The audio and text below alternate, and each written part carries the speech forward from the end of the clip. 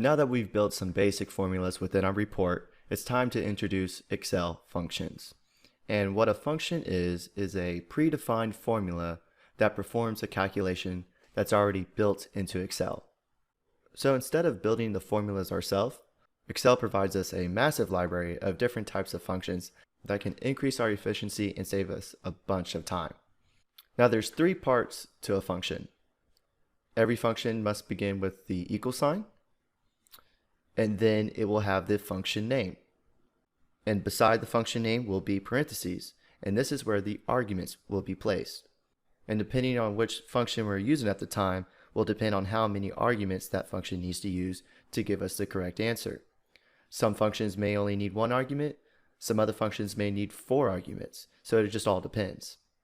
And as a quick example, I'm going to be inserting one of the most commonly used functions in Excel, which is the sum function, and we'll touch on this more in detail in the next video. So I'm going to start typing the equal sign, and then sum, double click sum right here.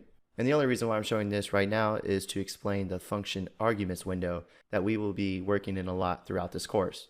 To get to the function argument window, you want to go up here to the formula bar, and just to the left there's this FX button. This window is actually very helpful when using functions because it kind of gives you a guide on how to use the function. For example, it tells you what the function actually does.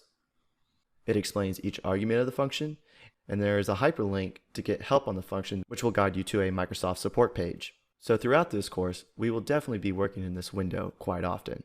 Alright, so that's the basics of the function argument window. I'm going to cancel out of this. And now I'm going to show you where Excel stores all its functions. So we're going to go up here to the Formula tab, and right here under the Function Library group is where Excel has all their functions. And if you click on one of these books, it'll give you a drop down of all the functions within that book.